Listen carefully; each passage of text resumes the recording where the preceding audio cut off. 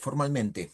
Retomamos lo que, desde el punto de partida en el cual nos quedamos en la clase pasada el martes, que era entender esto de los famosos ABM que tienen los sistemas de información, todo lo que está relacionado con la gestión de datos, y hoy nos tenemos que enfocar en dos cosas particulares. La primera de ellas es entender cómo se van a clasificar esos datos para poder ser gestionados dentro de los sistemas de información, parte uno.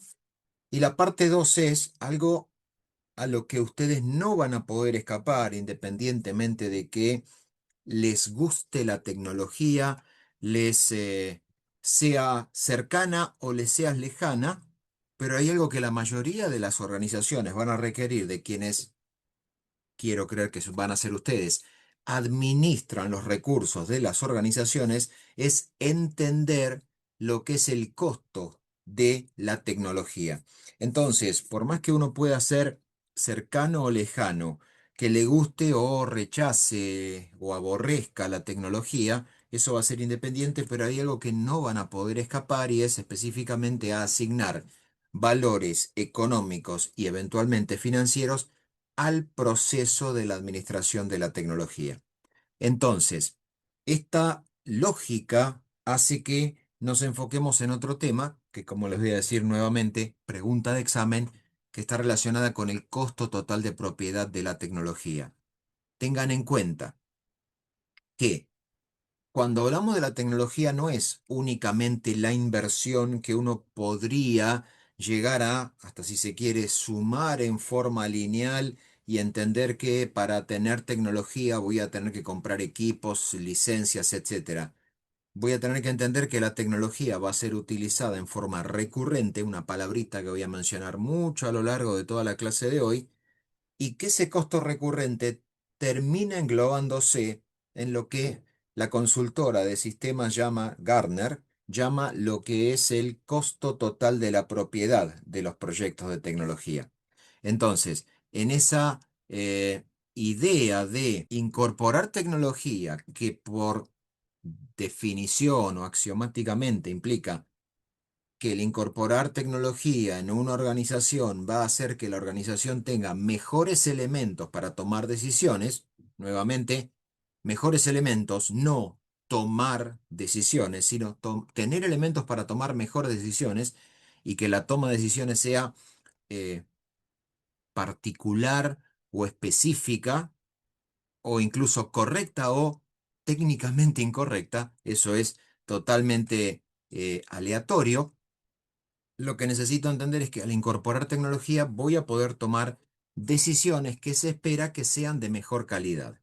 Entonces, sin mayores preámbulos, para retomar y para tener como punto de partida lo que estamos viendo en pantalla, estamos entendiendo que el famoso ABM, el altas, bajas y modificaciones, en realidad implica que voy a entender que estoy incorporando datos en un conjunto de datos y eso se va a llamar un alta, que con cosas que veremos en el segundo examen, todo lo que son los permisos y los roles de acceso a esos datos, se van a poder efectuar consultas para ver el contenido, para leer lo que esos datos representan o eventualmente indican, que voy a poder modificar parte o la totalidad de ese conjunto de datos y tengo que entender también que el borrado, como ya les aclaré el martes pasado, en la gestión administrativa de las organizaciones, el borrado va a ser de tipo lógico, esto es, considerar que ese dato en realidad ya se encuentra desactivado,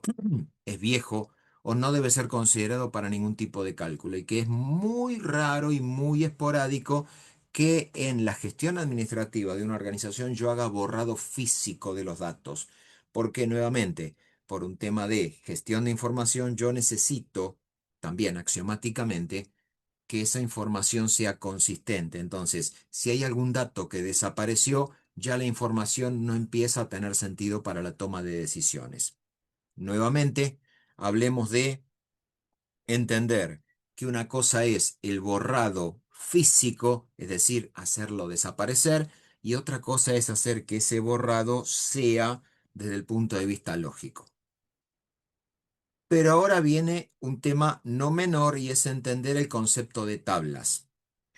A diferencia, y esto entiendo que cuando empiecen a trabajar profesionalmente y tengan equipos, probablemente sea ahora mismo, y lo digo esto porque por mis múltiples facetas, tanto personales como profesionales, para decirlo sin vueltas, tengo un embrollo en todos los datos que están almacenados en los equipos y tengo un embrollo en todas las plataformas en las cuales necesito compartir datos de diferente origen para que esos datos puedan tener sentido. Es muy probable que esto lo que viene a continuación ustedes lo vean con tener su famoso Google Drive o su Dropbox o el OneDrive que nos da la facultad o lo que sea, que lo tenga totalmente desordenado. Iba a decir enquilombado, pero no tenemos tanta confianza. Pero lo más probable es que esté ese dato desordenado.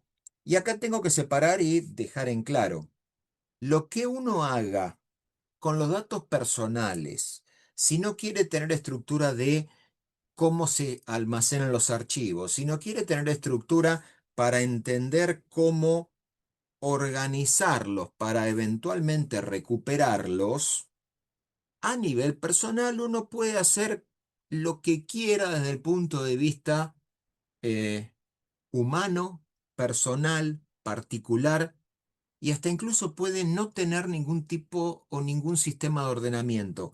Si uno quiere tener todo subido en la carpeta raíz del Google Drive, vamos a ponerlo en algo que todos conocemos, y no organizarlo, no digo que está en todo su derecho, pero de hecho lo está, pero uno puede tener el absoluto caos y descontrol en todo lo que sea el ordenamiento de los datos. Eso a nivel personal, no estoy de acuerdo, pero pulgares arriba. ¿Qué pasa cuando yo voy a una organización? La idea es que cuando dos o más personas están trabajando en pos de un objetivo común, básicamente la definición de organización, hay un elemento que necesito incorporar. Y ese elemento que necesito incorporar se llama tratar de que entre todos los que estamos gestionando o trabajando en esa organización podamos tener parámetros comunes y podamos entendernos entre todos sin tener que consultar a la otra persona. Esto implica que yo voy a tener que organizar los datos. No puedo dejar todo en un drive y ponerle, qué sé yo, listado del 17 de abril. Mañana sábado saco listado al 18 de abril con todos los cambios solicitados al mediodía. El lunes vengo acá y el lunes va a ser lunes 20, voy a decir actualización final, final, final del lunes 20. Puedo, a ver, personalmente organizarlo como me venga en gana. Vamos a decirlo sin vueltas. Ahora, cuando estoy en una organización, necesito tener cierto sistema o de vuelta, cierta organización para que entre todos podamos gestionar esos datos. Cuando estoy diciendo de que esto implique que necesito organizar, tengo que entender cómo se clasifican los datos. Y es así que esos datos van a tener muchas formas de clasificación, pero en principio, yo voy a decir que cuando está todo estructurado dentro de un sistema, y hago una mini rotonda, recuerden que los datos que están estructurados tienen que, nuevamente, tener cierto orden y cierta forma para que se puedan organizar y para que les quepa la definición de un dato estructurado, necesito organizarlo por conjuntos de datos. No quiero meter púa, entiendo que a la mayoría de los que están acá las matemáticas no son una cosa que puntualmente les simpatice. Y cuando digo puntualmente les simpatice, porque esto es álgebra booleana, que seguramente vieron en la asignatura matemática del CBC cuando hablaban de los conjuntos de los datos y todo lo que es la gestión algebraica. Las bases de datos estructuradas, aclaro, las bases de datos estructuradas de ese conjunto de conocimientos abstractos que se llama álgebra booleana, álgebra lógica, álgebra de Boole, que fue quien formalizó los temas algebraicos, George Boole. Ahora, cuando lo llevo a las bases de datos que van a estar gestionándose a través de sistemas de información, y esos sistemas de información implican que voy a tener que unir esos datos entre sí, voy a tener que hacer referencia al concepto de cómo esos datos se agrupan. Entonces, esos datos se van a agrupar en lo que llamamos formalmente tablas. Todas las bases de datos están organizadas internamente, bases de datos estructuradas, por medio de tablas. Ahora, cuando hablamos del concepto de tabla, lo tenemos que pensar específicamente como uno se imaginaría una tabla. Esto significa que voy a tener columnas. Todas esas columnas van a tener, en principio, una restricción es que en la misma columna se van a almacenar datos que sean del mismo tipo o que hagan referencia a las mismas cosas.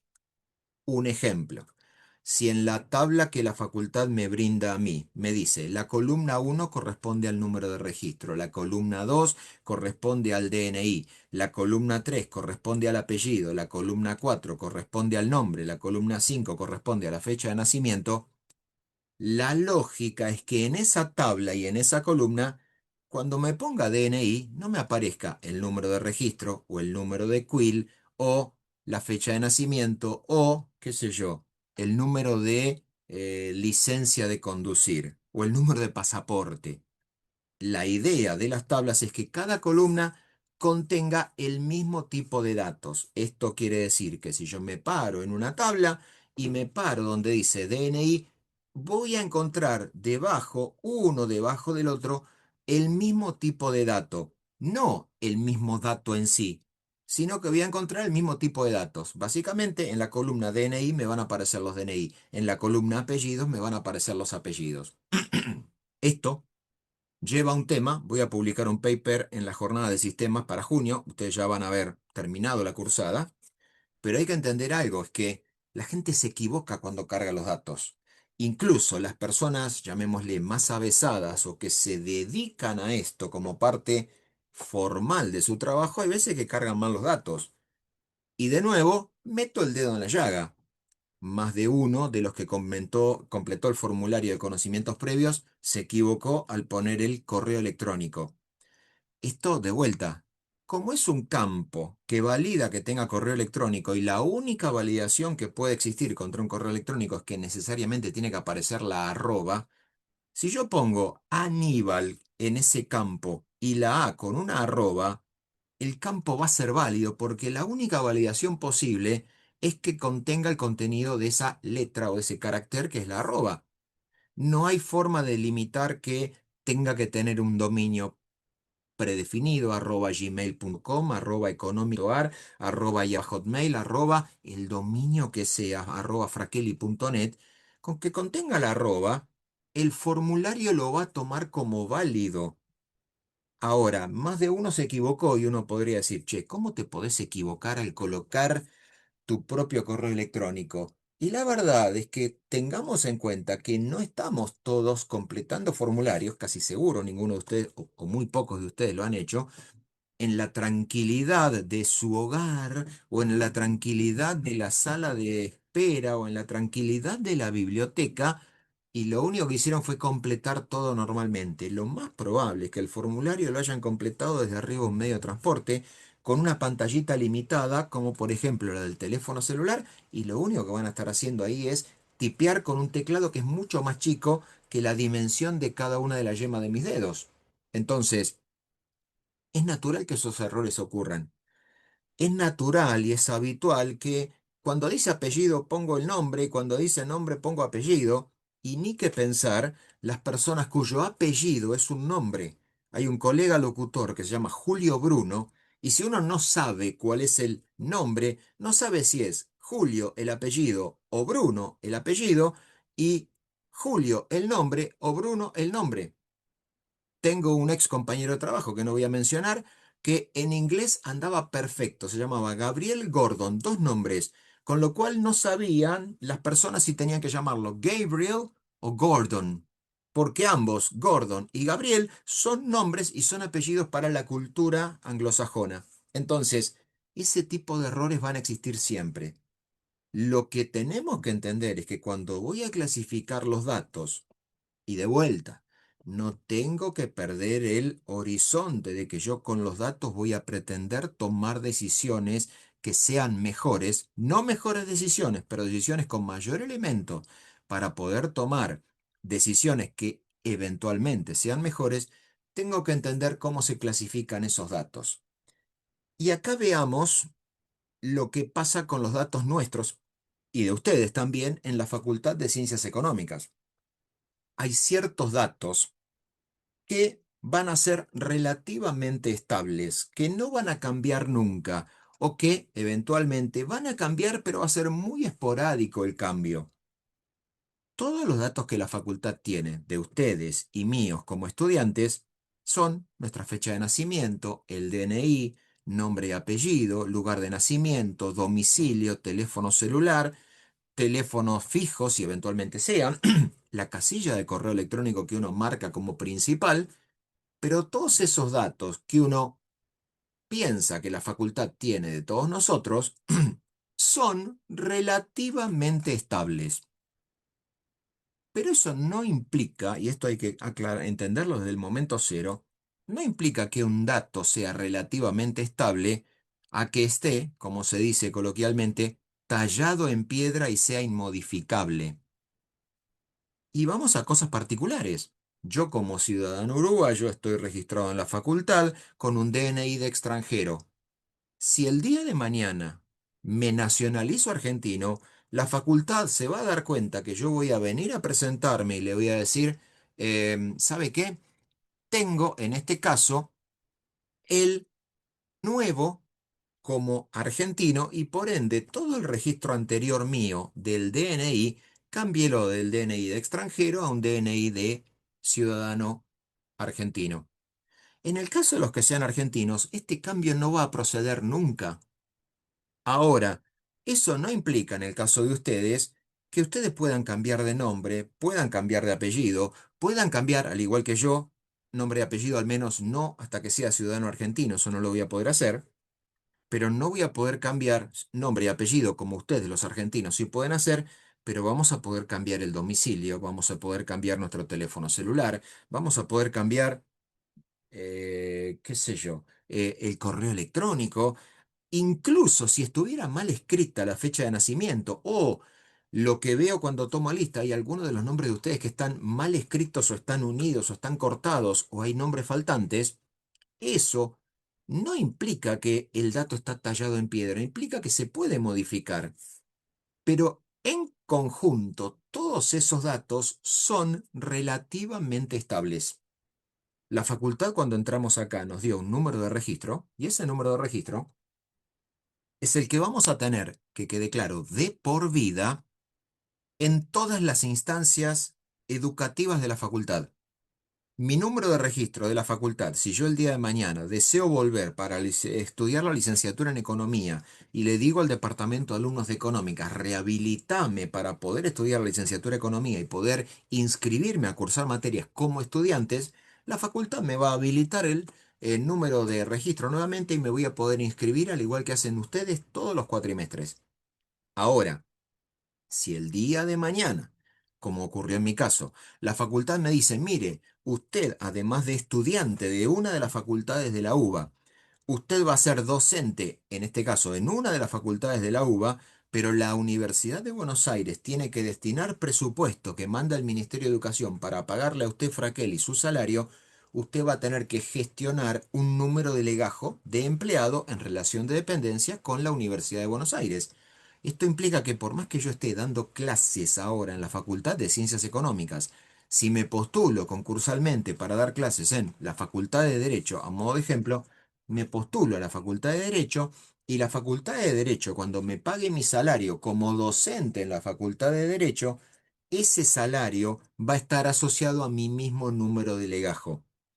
Esto implica que el número de legajo que yo tengo como empleado de la UBA va a tener nuevamente esta relativa estabilidad a lo largo del tiempo. ¿Y esto qué quiere decir? Y quiere decir que yo voy a poder cambiar mi domicilio, mi teléfono, mi correo electrónico, mis documentos si me nacionalizo, etcétera, pero ya no como estudiante de económicas, sino como empleado de la UBA en su totalidad.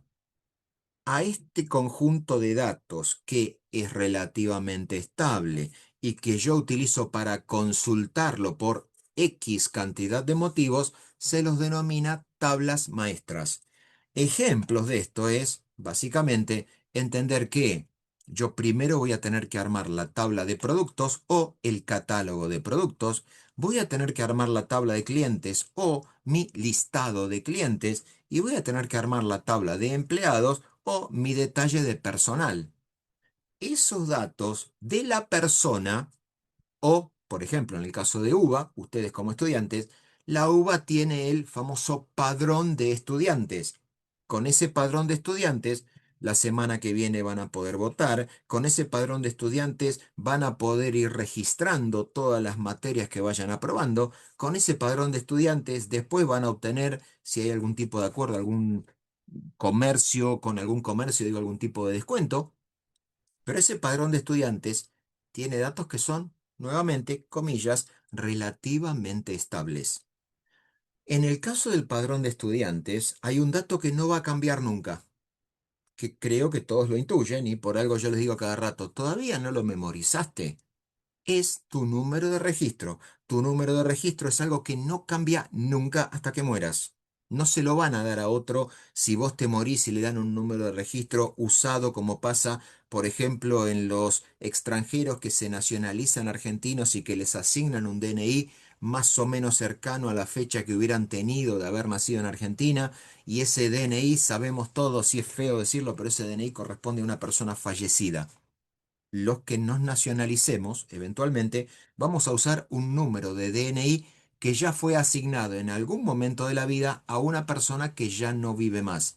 Mientras que el RENAPER ese cambio lo hace, la Facultad de Ciencias Económicas no lo hace. Tu número de registro es tu número de registro hasta que mueras.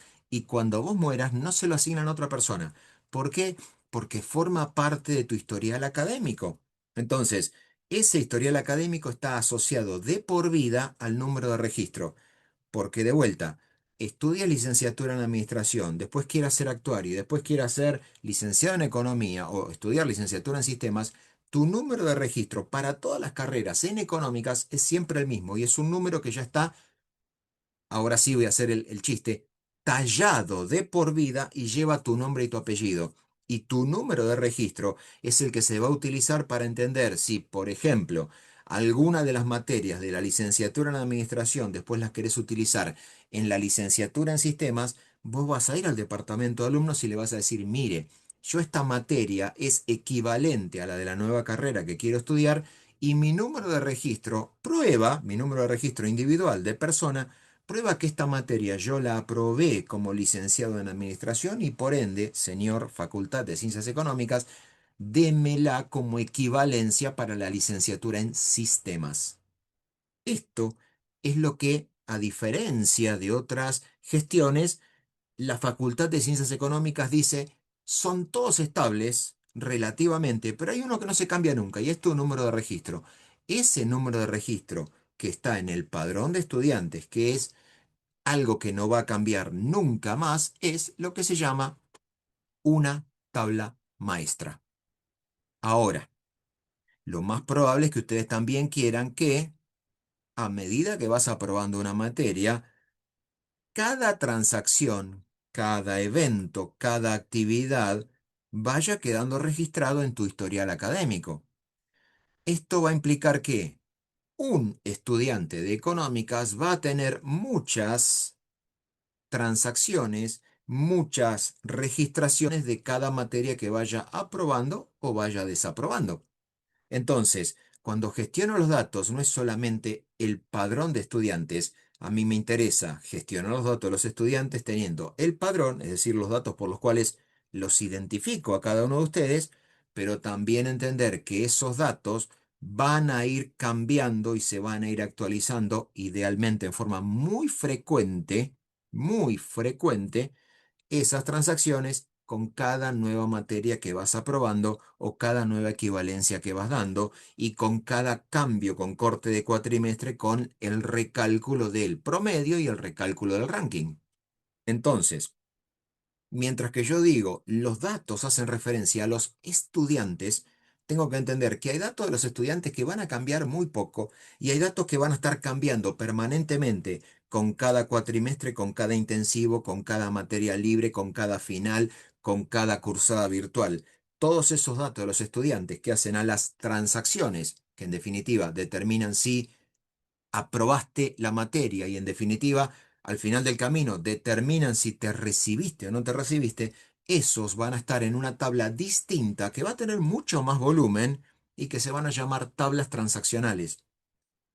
¿Qué ocurre habitualmente cuando voy al mundo de los negocios? Mientras que yo por un lado voy a tener el catálogo de clientes, en otra tabla voy a tener todas las ventas que le hice a ese cliente, pero no las ventas que le hice como monto, sino el detalle desglosado de todas las facturas que le hice, cada producto que le facturé y eventualmente cada descuento o cada recargo financiero que le haya cobrado a ese cliente. Si me voy al caso de las compras, yo voy a tener un padrón de proveedores. Yo no le voy a andar comprando aleatoriamente a cualquiera. Probablemente cuando incluso, de acuerdo a la organización, alguna empresa fabricante le quiera vender a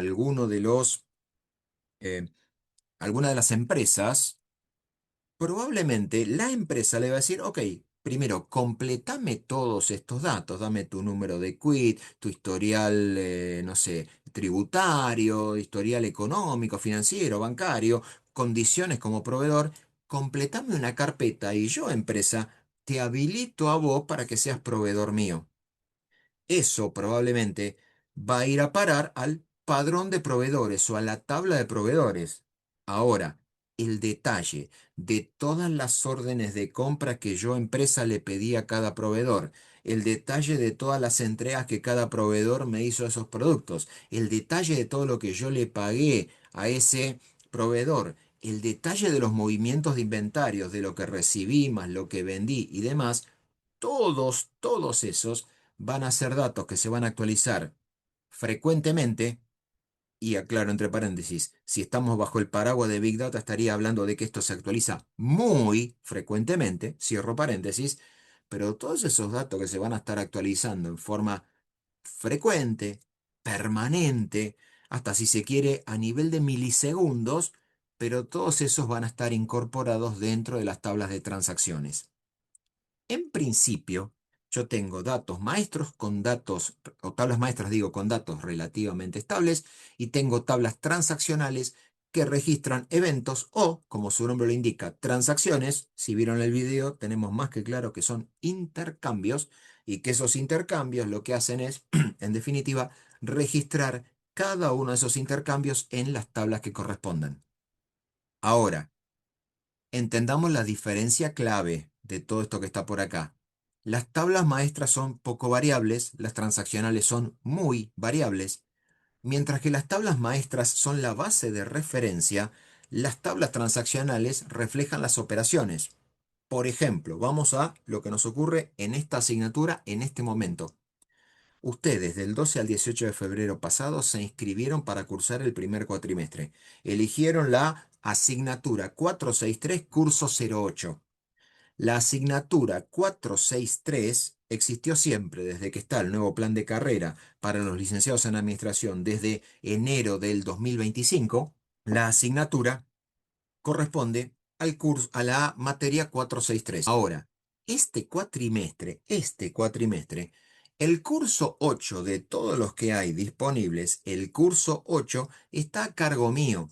Entonces, y por este cuatrimestre, que quede más que claro, es el último cuatrimestre que estoy. Entonces, este curso, que es el 46308 está asociado a otro dato maestro, que es mi número de legajo, 1543. Esa asociación es por este cuatrimestre. El cuatrimestre que viene no tengo idea quién estará a cargo de este curso, pero claramente no va a ser mi número de legajo. Van a asociar el número de legajo de el otro docente. No sé si se dará en este horario, no tengo la más pálida idea, es irrelevante en este caso, pero lo que ocurre es que una tabla maestra que tiene el código de materia 463 se une con otra tabla maestra que tiene mi número de legajo 153, 154, 208, 458, perdón, y lo asocia este curso, dice, el curso 0 corresponde a la materia 463, periodo 1, año 2026. Hay un montón de datos que son todo de segmentación asociado al número de legajo mío, asociado al número de sede San Isidro. Cada uno de esos datos se termina asociando para reflejar lo que es la operación. Este cuatrimestre esto funciona de esta forma. Y acá vayamos un paso más adelante. Cuando ustedes vean al final de este cuatrimestre el analítico de sus materias, te va a decir en qué fecha se relacta la nota que sacaste, código de materia 463, curso 08. Ahora, cuando vos ya estés en el trámite de título, que aprobaste esta materia en el curso 08 y que el docente que estuvo a cargo fui yo, es totalmente irrelevante. Tu analítico te va a decir materia 463, descripción de la materia, después lo van a ver en su propio analítico, fecha en la cual está la aprobación y la nota. Que lo hiciste en San Isidro o que lo hiciste en forma presencial o que lo hiciste en forma híbrida o que lo hiciste en forma totalmente virtual o que lo hiciste en forma de, bueno, eso sí se marca, cuando lo rendiste en forma libre, eso para tu analítico, cuando estés recibido con las 28 o 30 materias que sean, cuando esté todo tu analítico, este curso y esta modalidad de cursada híbrida es totalmente irrelevante. No va a figurar en ningún lado que cursaste en la 46308, porque lo único que interesa a los efectos de la determinación de si sos o no sos licenciado en administración es únicamente el código de la asignatura. No se necesita nada más.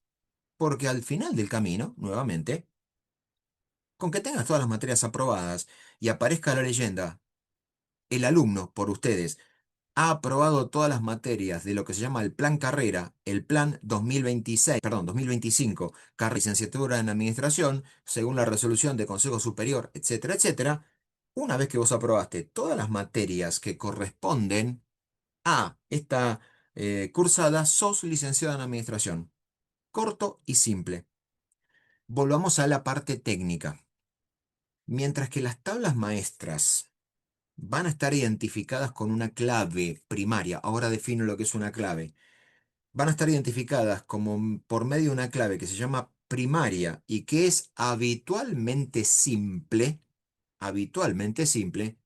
cuando vas a...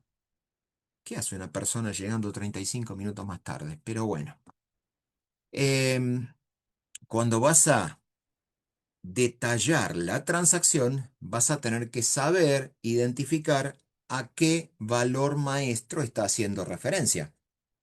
Esto, nuevamente, cuando voy en una tabla transaccional, yo lo que voy a hacer es incluir, en el caso del ejemplo de la facultad, al cual ahora vuelvo, voy a tener que incluir el dato de referencia de la tabla maestra en la tabla, en este caso, transaccional, que hace referencia a tu historial de materias aprobadas.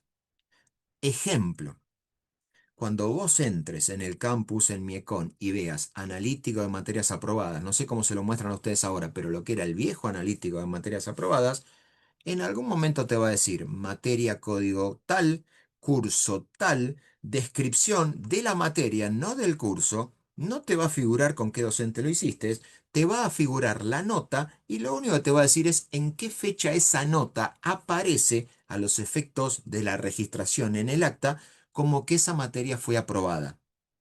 Ejemplo. Lo más probable es que como viene la proyección acá, yo esté cerrando el acta el día 6 de julio. El cuatrimestre terminó el día 3. Estoy mirando el cronograma de la propia facultad. Cuando el cuatrimestre terminó el día 3, yo estoy habilitado a cargarlo en la última semana, pero probablemente, si ven el cronograma de clases, alguno de ustedes va a estar dando recuperatorio. Esperemos que no sea nadie, pero depende de ustedes, no de mí, nuevamente. Una vez que esté ese recuperatorio y después de que yo haga todo el proceso de la carga tediosa del acta correspondiente en la plataforma de la facultad, la tengo que cerrar y tengo que ir físicamente, no tenemos firma digital, tengo que ir físicamente a alguna de las sedes, San Isidro, Paternal, sede central, no interesa, tengo que ir a alguna de las sedes, esperar que la gente del departamento docente imprima el acta y sentarme y firmar las páginas de puño y letra. En el caso de ustedes, por la cantidad de personas que son, yo voy a tener que firmar 8 veces. 8 veces y aclarar mi nombre. ¿Por qué? Porque son 4 páginas relacionadas con el detalle de los estudiantes, una De esas páginas, la última, son en total 25 por página. La última página es la estadística general, que la calcula el sistema. Históricamente la teníamos que hacer nosotros, los docentes, a mano, y era frecuente que existieran errores de ese estilo porque uno se equivocaba al sumar. Y tengo que imprimir dos copias. Una que va a quedar en el departamento docente de la sede y la otra que va a ir a parar al archivo ignífugo que tiene la Facultad de Ciencias Económicas en lo que es el sector viejo del edificio histórico, del edificio central, quiero decir. Veamos lo que ocurre acá. Perdón que está pasando, no sé si, espero que no se filtre, un helicóptero. Veamos cómo se relacionan todos estos datos. Si vamos al caso, para saber tu historial de materias aprobadas, yo voy a necesitar tu número de registro que va a estar en la tabla maestra. Voy a necesitar tu nombre y tu apellido. Voy a necesitar el código de carrera para el cual te calculo esto. Entiendo que no lo está haciendo ninguno, al menos de los que están en este curso, pero nada impide que ustedes, sería una locura que quede claro, cursen las 5 carreras de la facultad al mismo tiempo. Podrían hacerlo, ¿eh? Es una locura, vuelvo a insistir, porque probablemente te convenga aprobar ciertas materias de cierta carrera y después pedir en las otras la equivalencia correspondiente. Pero de vuelta, sería una locura, pero vos podrías cursar todas las materias de todas las carreras al mismo tiempo. Obviamente, por ejemplo, si aprobaste administración financiera en la licenciatura en administración, automáticamente la tenés aprobada en la carrera de contador público, automáticamente la tenés aprobada en la carrera de licenciatura en sistemas, automáticamente, creo que no para los actuarios, pero aprobaste por una de las carreras y automáticamente, comillas, se reflejan todas las demás. Pero nada impide que estés haciendo en este mismo momento una materia de la licenciatura en administración, una materia que es pura y exclusiva de la carrera de contador público y una materia que es pura y exclusiva de la licenciatura en economía. Nada lo impide. Es una locura, vuelvo a insistir. Pero dentro de esos datos, maestros, tu número de legajo, tu número de registro va a ser único, tu nombre y apellido va a ser el mismo en todas las demás, el código de la materia va a ser el mismo en todas las los cruzamientos que quieras hacer, y lo único que va a diferenciar es cuando cada una de esas materias se cursó en un determinado periodo, de un determinado año, de una determinada sede, de una determinada cátedra. Pero después el dato es nuevamente totalmente variable y toma los datos que están en las tablas maestras. ¿Qué es una clave? Y acá viene. Seguramente ustedes, todos en realidad, todos tenemos una CUIL desde que nacemos. Los que nacimos antes de que esto sea una legalización, una cosa legal, lo tuvimos que gestionar, pero seguramente todos ustedes saben que la CUIL y la CUIT son únicos para cada persona asociado al número de documento o al número de identificación tributaria de cada persona jurídica. Las personas humanas tenemos el DNI para identificarnos acá. Las personas jurídicas se identifican por un número que hoy les asigna en forma directa la AFIP. Cada vez que se hace la constitución, pongámosle el caso de una sociedad, al margen de hacer los estatutos, registrarlo en la Inspección General de Justicia, hay que darse vuelta y pedir la emisión de la quit para esa empresa o para ese emprendimiento correspondiente. ¿De dónde viene esto de la QUIL? Desglosemos el nombre. CUIL o CUIT significan la C por clave en ambos casos, la U significa única, la I significa identificación, en ambos casos es lo mismo, y lo único que va a diferir para una persona humana es que la L va a ser clave única de identificación laboral y para una persona jurídica va a ser clave única de identificación tributaria. Es lo único que va a cambiar. El algoritmo con el cual se genera el dígito de control, que se llama módulo 11, es el mismo en ambos casos. ¿Por qué hubo que crear una quill? Y acá hay que hacer un poquito de historia. Históricamente, la identificación de las personas era a través de el servicio militar, de las personas masculinas. El resto de las personas tenían un número de identificación Pero ese número de identificación cambió en el año 52 cuando se permitió el voto femenino. Entonces, esa conquista del gobierno peronista, Eva Perón, hay que dejarlo más que claro, esa conquista hizo que a las mujeres se le tuviera que dar un número de identificación que digamos, se determinó bajo lo que es la libreta cívica. Los hombres tenían ese número de identificación a través de lo que era la libreta de enrolamiento para hacer el servicio militar. El servicio militar era históricamente obligatorio, hasta el caso Carrasco, que seguramente lo habrán escuchado en alguno de los temas de la historia, pero hasta ese momento el servicio militar era obligatorio y la única forma de salvarte era por número bajo, porque era un tema de sorteo aleatorio, o por tener algún impedimento físico que no te hacía apto para prestar servicio militar. En el resto de los casos, todos los varones hacían servicio militar y las mujeres no lo tienen que hacer, y que quede claro, en otros países el servicio militar masculino y femenino es obligatorio. Entonces, las mujeres tenían la identificación por medio de lo que era la libreta cívica. ¿Qué ocurrió? En el año 68 se sanciona la ley de DNI que tenemos vigente al día de hoy. La ley de Documento Nacional de Identidad Único, el DNU, que uno se vuelve a confundir con un decreto de necesidad de urgencia. Bueno, ese DNI hizo que se mezclaran los padrones. Esto hacía que las libretas de enrolamiento de los varones y las libretas cívicas de las mujeres tenían números que eran correlativos, e incluso esos números se superponían. De hecho, al principio del padrón se superponían todos entre sí. Y es así que, para poder identificarlo, y esto cambió en abril del año 92, cuando la AFIP se crea como tal, era la DGI y se crea la AFIP en ese momento, tuvieron que asignar tributariamente un número que sea único para todo el padrón de contribuyentes, sean masculinos, sean femeninos o sean personas jurídicas, o sean entidades jurídicas. Entonces, ¿qué hicieron? Como los números de DNI y de las libretas de enrolamiento y las libretas cívicas, todos tenían números similares, tomaron una decisión.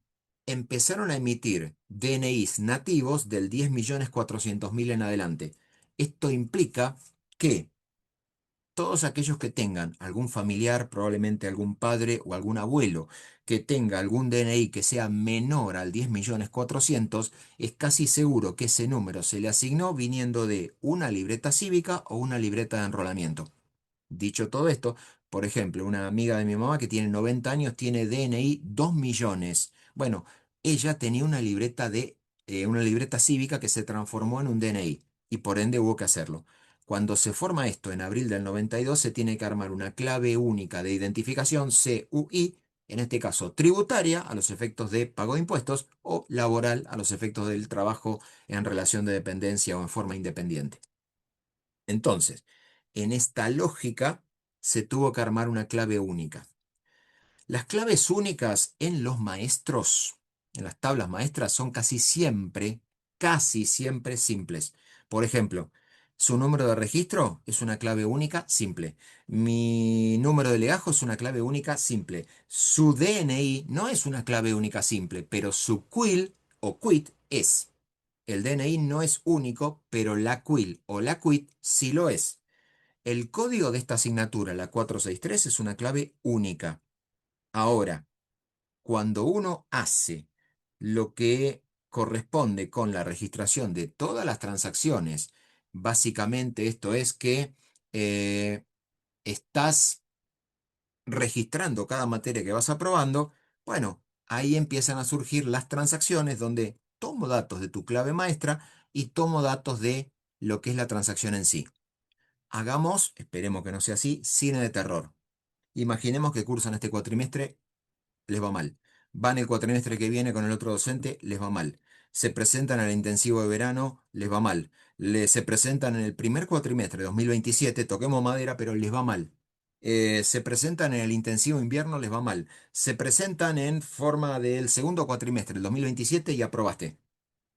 Todo eso va a reflejar que el código de materia siempre va a ser el 463 hasta que cambie el programa, que los periodos van a ser el 1 o el 2 del 2026 o del 2027, la modalidad va a ser intensiva, va a ser de cursada regular, o eventualmente vas a terminar aprobando en el curso tal, pero todo ese detalle toma datos de los maestros que se reflejan en tu analítico de materias aprobadas. Entonces, además, hay que entenderlo, hay otros tipos de datos. Perdón que me estoy extendiendo demasiado con esto. Hay tablas que son de parámetros o de configuración. Por ejemplo, cuando se dice o uno ve en algún formulario de algún sistema de información que te pide, elija la localidad y la ingresás y después te dice en qué provincia o ciudad estás, si vos elegís la provincia correspondiente o elegís Ciudad Autónoma de Buenos Aires, eso en definitiva es una tabla de parámetros o de configuración que únicamente te deja elegir que si estás en Argentina, necesariamente tenés que estar en alguna de las 24 jurisdicciones que hay. Si estás dando de alta a un cliente, necesariamente vas a tener que elegir la condición fiscal. O es consumidor final, o es monotributista, o es responsable inscripto, o es responsable exento, o es responsable no alcanzado, o es responsable del exterior. No hay otra posibilidad. Son las 6 combinaciones que tenemos en este momento. Incluso cuando vas a elegir, fíjense lo que hacen en las plataformas de bancarias que uno tiene por el home banking o que tiene la aplicación en el teléfono, fíjense que uno puede comprar, si vamos al caso, cualquier tipo de moneda, pero los bancos segmentan que vos podés comprar únicamente, depende del banco que quede claro, o te dejan comprar con pesos argentinos, comprar o vender dólares o comprar o vender euros. Es lo único que te permite. Nada impide que vos tenés que hacer, no sé, un viaje de descubrimiento y te vas a ir a la India y sabés que la moneda son las rupias y tenés que comprar rupias acá. No lo vas a hacer a través de una plataforma bancaria, probablemente lo hagas a través de alguna casa de cambio para tener el dinero en efectivo. Pero de vuelta, esos son parámetros o configuraciones. Otras tablas que habitualmente hay, pero la menciono rápidamente porque esto lo vamos a ver en el segundo examen, cuando hablemos de seguridad, son las tablas de auditoría. Todo buen sistema, es lo único que menciono, todo buen sistema debería tener un registro de todas las transacciones y todas las consultas que se hacen.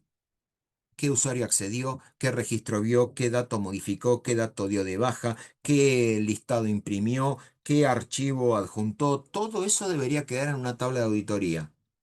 Insisto, los buenos sistemas lo hacen. La gran mayoría, desafortunadamente, de los sistemas esto no lo registran, pero son tablas de auditoría que en definitiva, en forma automática, van registrando todos los cambios y todos los eventos que van ocurriendo. ¿Por qué nos interesa esto desde el punto de vista de la gestión de las organizaciones? Primero por un tema de organización.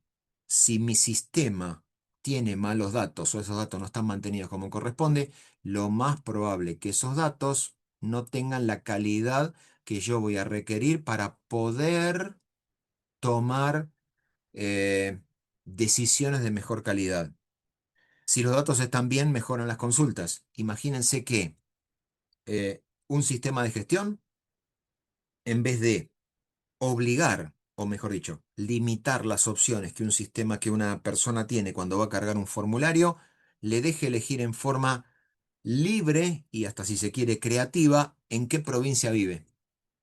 Entonces uno en vez de elegir las 24 jurisdicciones con la denominación legal de cada una de esas jurisdicciones, elija que uno vive en PBA, el otro vive en Prov VSAS, en otro vive en la provincia de Buenos Aires, todo de corrido, el otro vive en PB.A, provincia, el otro vive en BS.AS. Entonces, yo necesito de alguna forma entender que las tablas, cuanto más estructuradas están, es mejor para la gestión. Em, lo que hay que entender es que esto que está acá, que es, si bien es un tema de técnicos, es poco probable, vuelvo a insistir, por la carrera que están haciendo, que el día de mañana ustedes se dediquen al diseño de sistemas, pero nada lo impide. Si bien es un tema técnico, hay que entender que si yo no conozco cómo se gestionan esos datos, a mí no me va a servir para tomar decisiones con esos datos. Y es por eso que necesitamos entender esto de los temas de las tablas y los tipos de datos. Esto creo que ya es obvio, pero lo menciono. Una cosa es pensar una base de datos centralizada con una única ubicación física o lógica que tiene la posibilidad que es mucho más fácil de administrar porque está todo en un único lugar, pero tiene la complicación de que si esa base de datos falla, falla todo. porque tiene un único punto de falla, no está, a diferencia de lo que viene a continuación, no está descentralizado, donde las bases de datos son independientes y dialogan entre sí, donde cada base de datos es autónoma y después se sincroniza con todas las demás por medio de replicaciones. Esto hay que entenderlo en ese contexto. Tener una base de datos puede ser eficiente desde el punto de vista técnico, pero también es muy riesgoso porque falló una única base de datos y se quebró todo. En la segunda parte, cuando hablemos de seguridad, yo le voy a plantear para que lo reflexionen y obviamente no es que me va a importar a mí la decisión que tomen en ese aspecto, pero si la organización elige tener todo en un único lugar, se perdió ese lugar y se perdieron automáticamente todos los datos. Y lo voy a mencionar cuando hablemos de backup o los que tengan alguna computadora o no tengan computadora propia y van con un pendrive de un lugar a otro. Se te rompió ese pendrive y no lo tenés copiado en alguna nube, no lo tenés compartido, no tenés una copia de seguridad en algún lugar, no lo mandaste a vaya a saber qué caso, se perdió ese dato o se perdió ese pendrive, ese dispositivo físico y se perdieron todos los datos de la organización. Em, no, regulación y cumplimiento lo salteo, porque lo podemos ver más adelante. ¿Por qué me interesa esto de la gobernanza de datos y entenderlo para las organizaciones? Y esto es algo, nuevamente, insisto, novedoso y que ustedes tienen incorporado como parte de la formación, que históricamente no se veía, como parte de la información que tienen ustedes en en la formación de esta materia que es gestión de tecnologías digitales. Gobernar datos es complejo, pero trae beneficios. El primero de ellos es que mejora la toma de decisiones. Nuevamente, no significa que vos decidas mejor. Tenés elementos para tomar mejores decisiones. Si decidís bien teniendo elementos o decidís mal teniendo elementos o decidís bien no teniendo elementos o decidís mal no teniendo elementos, es un tema de quien toma la decisión. Pero la idea de todo esto es que si yo voy axiomáticamente a incorporar tecnología, se supone, comillas, comillas, que el incorporar esa tecnología me hace mejor mi proceso de toma de decisiones. El otro aspecto es la reducción de riesgos legales, que lo salteo también porque lo vemos en la última parte de la materia. Pero lo que no puedo evitar, desde ningún punto de vista, es entender que tengo mejor eficiencia operativa. Si tengo los sistemas con el adecuado nivel de mantenimiento, voy a tener mejor eficiencia desde el punto de vista operativo de la organización. Y obviamente, cuanto más digitalizada esté la organización, voy a estar mucho más cerca de lograr una transformación de los procesos de la organización. Acuérdense, lo primero que vimos, creo que fue nuestra primera clase cuando nos vimos, donde yo decía, del proceso manual paso al proceso automático, es decir, reemplazo lo que hacía la persona por algo que haga una máquina o un sistema o una tecnología. Después voy a poder encontrar la posibilidad de tener información de mejor calidad que me permita tomar decisiones, y eso se va a llamar, en definitiva, la informatización. Y si yo logro que la informatización tenga un conjunto de elementos que me permita tomar decisiones de mejor calidad, voy a estar básicamente en la puerta de la transformación digital. Esa transformación digital hace que la organización, cuando tenga todo automatizado e informatizado, pueda pensar, de vuelta, no es un trabajo menor, pero que la organización pueda pensar en generar nuevos productos, servicios o procedimientos que sean nuevos y que transformen el negocio en sí. Lo veo nuevamente en ese ejemplo de, no sé, la informatización a través de la tarjeta SUBE o de las plataformas bancarias para el pago de un colectivo. Sé que es un ejemplo trivial, pero históricamente de no saber quién me pagaba porque me pagaba en efectivo, a que después me pagaba con moneditas, a que después me pagaba por medio de una tarjeta SUBE, a que ahora pueda tener una aplicación o el dispositivo de proximidad o lo que sea que me permita saber en qué momento va subiendo la persona en cada una de las paradas, porque hasta que existía la tarjeta SUBE, cuando yo pagaba en efectivo o pagaba con moneditas, la línea de colectivos no podía saber en qué lugar tenía mayor demanda de pasajes de colectivos. Y lo digo porque históricamente fue así. La línea de colectivos de la Ciudad de Buenos Aires 132 fue la primera que se puso a pensar cómo organizar eficientemente el transporte público de pasajeros entre Retiro y el Bajo Flores. Es una zona que está muy cargada en la Ciudad de Buenos Aires, muy cargada de personas que salen en un punto de concentración, como es el caso de Retiro, y que después pasa por un montón de lugares donde se siguen subiendo personas. Todo lo que es nuestra zona facultades, o pongámosle entre Córdoba y Callao hasta que llega a Plaza 11, hay una combinación importantísima de transportes y hay un montón de personas que suban y bajan constantemente de esos colectivos y por ende si yo mando todos los colectivos que empiecen a salir desde el punto de Retiro, cuando llegan a la zona nuestra, la facultad era imposible subir y la 132 empezó a darse cuenta que en las horas pico, a las 9 de la mañana y a las 7 de la tarde, que es cuando está el mayor pico de afluencia de estudiantes que salen de la zona de facultades, en esos cortes de turno es cuando ellos mandaban colectivos que directamente salían desde la zona facultades. O sea, venía el colectivo vacío para que se llene de estudiantes y de personas, obviamente.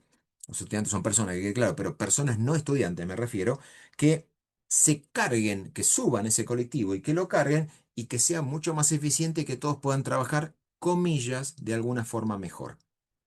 Pasemos al otro tema, tema plata, que es entender lo que se llama el TCO, que es el costo total de propiedad. Ese costo total de propiedad es, primero, una medida que se usa para comparar inversiones. Pero ¿por qué nos interesa entenderlo en este punto cuando estamos hablando de la gobernanza? Porque en principio el costo de uso de la tecnología no es únicamente la inversión, sino lo que es la operatoria relacionada con el curso, con el uso de esa tecnología. Es por eso que esta definición que corresponde a una consultora, y acá hago un mini comentario, de la misma forma que ustedes van a lo largo de su especialización profesional, tener relaciones con diferentes consultoras que se dedican a diferentes análisis y a diferentes investigaciones relacionadas con determinada parte del mercado. Por ejemplo, para compensaciones y beneficios probablemente le mencionen Mercer. Para todo lo que está relacionado con tecnologías vamos a estar hablando mucho de Gartner. Para todos los que estamos hablando de management, probablemente muchos van a estar hablando de los desarrollos que hagan Accenture y consultoras similares, y simplemente doy tres nombres para entender diferentes áreas. Una de las tantas cosas que hace la consultora Gartner es tratar de entender cuánto cuesta la tecnología. No desde la inversión, porque uno puede sumar la factura de todo lo que gastó y dice, ¿cuánto te costó tanto? Pero uno no lo puede pensar en esos términos en una organización. Vamos a un ejemplo de punto de partida. Yo puedo pensar cuánto me cuesta el auto, pero una cosa es la inversión en comprar ahora voy con la manito que está arriba. Una cosa es pensar en lo que está relacionado con la compra del bien, y otra cosa es pensar todo lo que está relacionado con la usabilidad de ese bien. Yo me puedo comprar el auto, supongamos que tengo la plata para comprármelo, pero después me voy a dar cuenta que además de ese auto le voy a tener que pagar el seguro, le voy a tener que poner combustible, le voy a tener que hacer algún tipo de mantenimiento, voy a tener que hacer un montón de elementos más que están relacionados con, básicamente, con básicamente entender que no es solamente el costo de la compra del bien, sino el costo del mantenimiento del bien. No me acuerdo, Sumino, usted dirá. Disculpe, profe, no lo quería interrumpir, pero están diciendo en el grupo de WhatsApp, hay dos chicos que están esperando para entrar. Dice que se les A las salió de 12 la del nada. mediodía llegan a la clase Dice que estaban en la clase, pero que se les y cerró de la claro, nada en la reunión se les y cerró de la es lo nada. que Bueno, mira, dijeron en yo el grupo. ahora no tengo a nadie pendiente, Y ahí les digo, pero es disculpe, medio profe, no lo raro quería que digan interrumpir. que a las 12 se les cerró. Qué raro.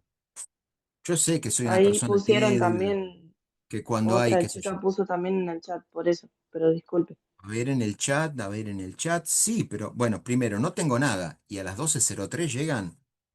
Está bien, si ustedes quieren creer que les llega, está perfecto. Yo les creo también. Bueno, cuando aparezcan los admitimos y les preguntamos por qué llegaron tarde.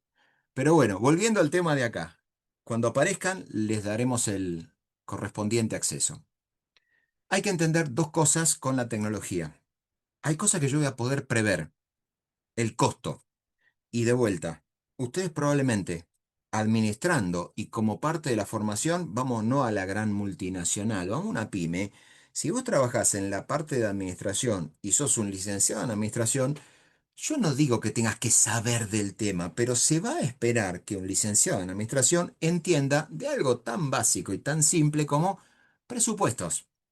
¿Cuánto cuesta esto? ¿Por qué compro el bien A y no compro el bien B? Y alguno va a decir, bueno, evaluemos ventajas, evaluemos beneficios, hagamos costo comparativo, veamos entre uno, veamos entre otro, pero de vuelta, eh, quizás no sabés del tema, y acá vamos a hablar de comprar hardware, no tenés idea, no es tu responsabilidad comprar el hardware, pero te van a decir, mira, tengo dos computadoras o dos equipos que podrían ser incorporados y lo vas a tener que evaluar.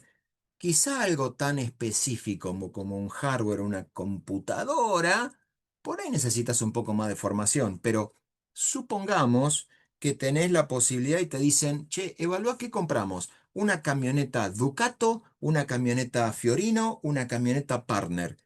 Y vos vas a tener que empezar a tomar alguna decisión sabiendo que no van a tener el mismo precio, que las funcionalidades no van a ser básicamente las mismas, pero vas a saber que es una camioneta para la distribución de los productos que tu empresa fabrica.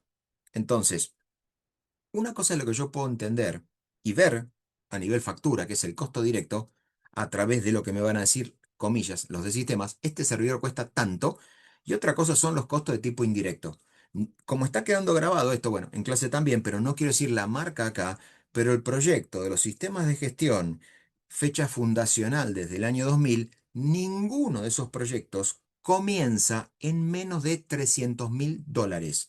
Cualquiera de ustedes que sabe a qué empresa estoy haciendo referencia, porque vieron el video, se suscribieron al canal y le dieron like, está más que claro, pero esa empresa, que es una fecha fundacional en esta disciplina del año 2000, un proyecto de esa empresa comienza solo a costo de licenciamiento en $300.000. Es el mismo costo que tiene de toda la vida, porque quizá ahora con las soluciones haya bajado un poco los precios, pero ese proyecto a nivel licencias para una empresa pyme comienza en $300.000. Uno puede saber que si no tiene los $300.000 no elijo a esa empresa, pero no termina ahí. Termina en entender el costo de estas tecnologías desde el punto de vista de la factura, más lo que implica el uso de la tecnología.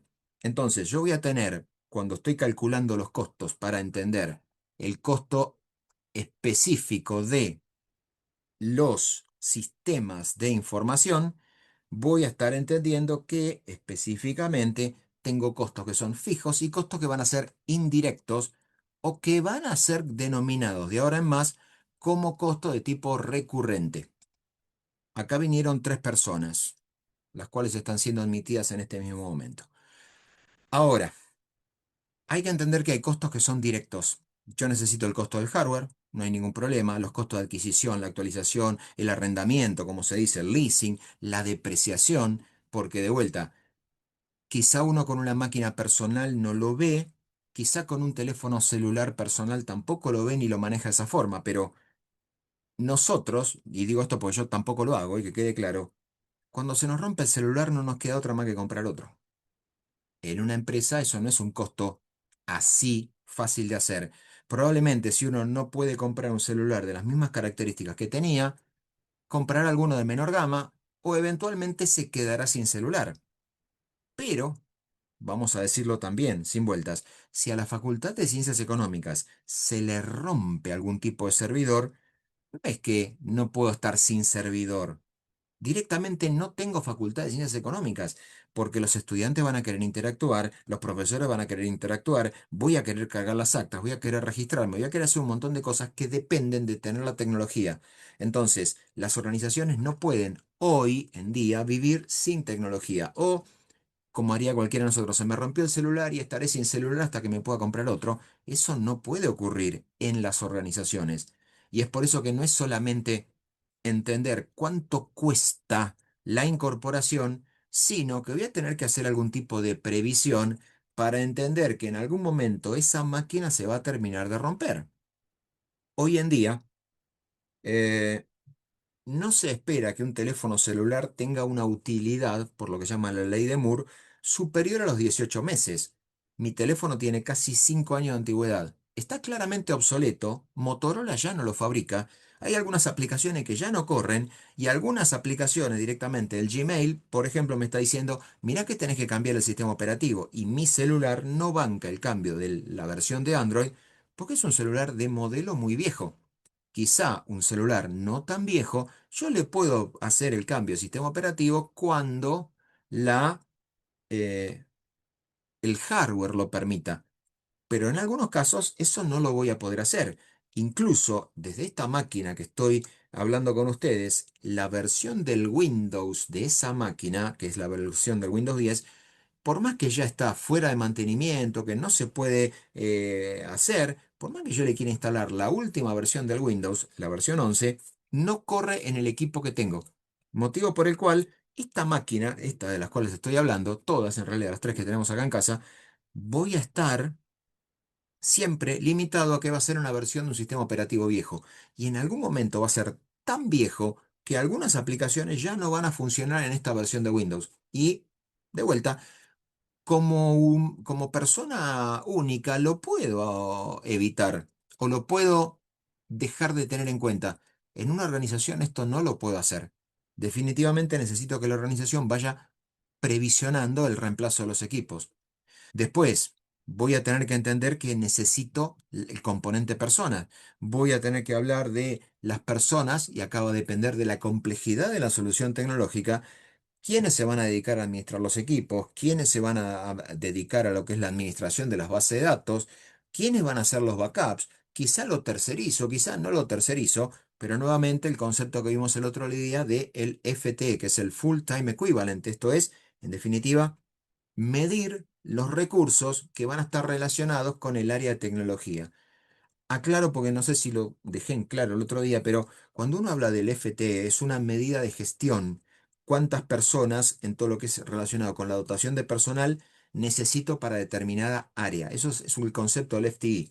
Por más que se usa mucho en tecnologías de información, tengan en cuenta que una empresa multinacional va a decir o va a tratar de hacer eficiencia por medio de los ratios, las razones de comparación entre las áreas de soporte y las áreas de negocios. Pero bueno, escapa. Voy a necesitar soporte. En algún momento, y esto es natural, a algún usuario se le va a romper el equipo, en algún momento al usuario se le va a bloquear el usuario de acceso, en algún momento voy a necesitar expandir el tamaño del disco rígido, en algún momento le voy a tener que decir que le asigne más espacio en la nube para que pueda almacenar, pero esto que es el tema del soporte también es algo que voy a tener que considerar. De todas formas, vamos a hablar de business case en la segunda parte de la materia. El caso de negocios, nuevamente, perdón la insistencia, el caso de negocios es algo que se va a esperar que ustedes como administradores puedan entender. Quizá, y que quede claro, no el contenido taxativo de, che, ¿es mejor una memoria DDR2 o una memoria DDR3 para el servidor? La DDR3 es mejor, pero más que esto, con una mano al corazón, no te sé decir, no tengo idea cuáles son las tasas de latencia, no tengo idea de la mirada técnica de todo eso, pero que se va a esperar que alguien que tome decisiones o que gestione una organización conozca de los contenidos de los presupuestos, de vuelta, chicos, el número, les guste o no, va a ser de ustedes, no se lo van a dar al psicólogo que hace el examen de preocupación de la empresa, se lo van a dar a alguien que maneje el tema administrativo, y creo que todos ustedes tienen ese cartelito encima. Así que por ahí no entiendo el tema, por ahí no entendé de si es mejor no sé, un motor 1.6 o 1.6 inyección. Y vas a decir, ¿en qué difiere? Y depende, ¿eh? Difiere en algo. Pero probablemente no entiendas tema de combustión interna e inyección. Y de hecho yo tampoco, ¿eh? pero vas a tener que entender de los números y entender cómo se pagan y ver qué porcentaje hay que dar de anticipo y cómo se va a cancelar y qué soporte de postventa existe y etcétera varias. Si estoy desarrollando algún tipo de aplicación para mi organización, voy a tener que entender que voy a tener que considerar los costos de desarrollo y que los costos de desarrollo en tecnología son por medio de lo que llaman previsiones y te dicen se asignan tantas horas y uno diría, ¿tantas horas para hacer esto? Hay veces que las horas son exactamente presupuestadas y hay veces que las horas que se presupuestan te quedas corto, pero es casi seguro que siempre a ver, nunca te van a estar sobrando horas de desarrollo. Existe un tema cuando hablamos de presupuesto que es inflar las horas para protegerse, pero bueno, van a ocurrir las cosas.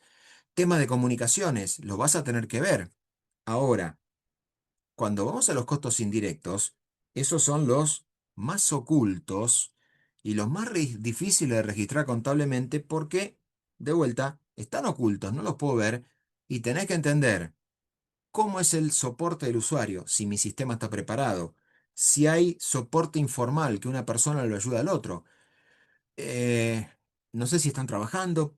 En algunos lugares te dan algún tipo de coaching, en algunos lugares te dan algún tipo de formación, en algunos lugares te dan algún tipo de acompañamiento, pero en algunos lugares, cuando hay sobrecarga de trabajo, con una mano en el corazón, cuando viene el nuevo y me dicen lo tenés que andar, le tenés que andar explicando, yo le explico lo que necesito para solucionar el problema en ese momento.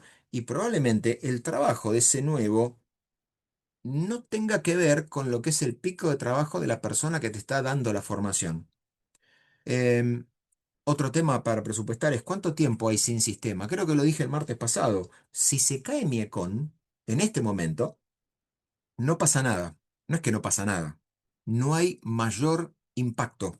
Si se cae en la semana que viene, cuando se van a, perdón, la otra, cuando se van a tener que estar inscribiendo para las finales, la inscripción en, en las materias libres, si no anda Miecon, no te podés inscribir. Si no, y es un riesgo importante.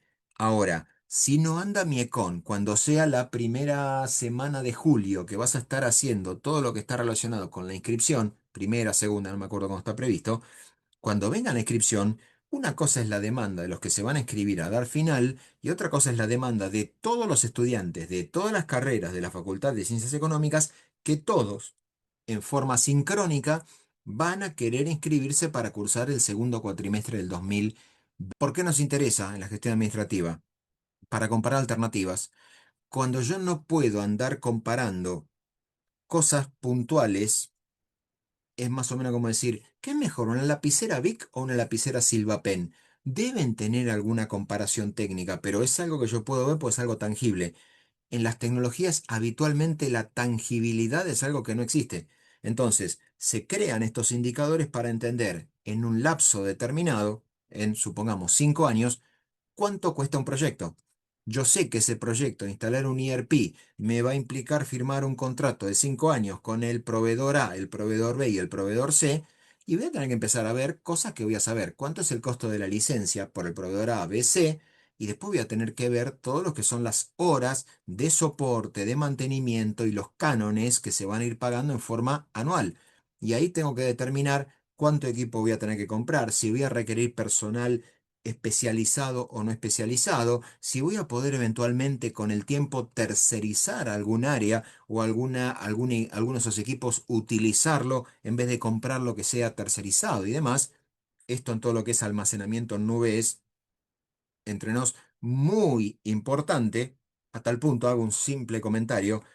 Todos los servicios que una empresa desea contratar con Amazon, con Azure, con Google Cloud o con los que sean, se me están yendo de la cabeza ahora los principales, todos para poder contratar el servicio tenés que pasar primero por un simulador, donde vos le vas cargando un montón de parámetros, esto es todo técnico, que quede claro, le vas cargando un montón de parámetros y no te dejan contratar si vos nos das conformidad de lo que se llama la proforma, que es una suerte de presupuesto de lo que vas a estar gastando por utilizar ese servicio en forma mensual.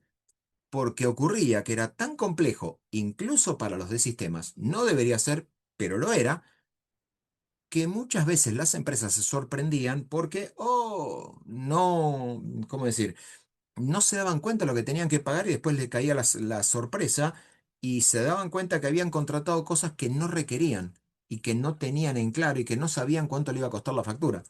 Lo dije yo, creo que no sé si fue con ustedes o con el otro curso, en un momento, en uno de los viajes, siendo empleado del banco en el cual trabajaba, llevé la BlackBerry de la corporación y cuando estaba después ya en mis 2 semanas de vacaciones que me quedé en Estados Unidos, en vez de apagar datos, los dejé activos.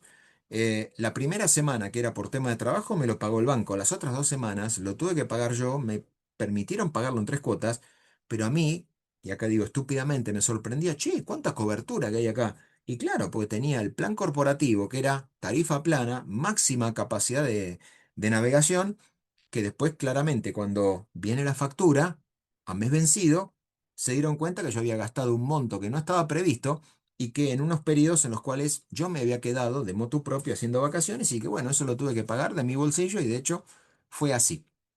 Entonces, me permite justificar inversiones, evaluar impactos y evitar decisiones de corto plazo.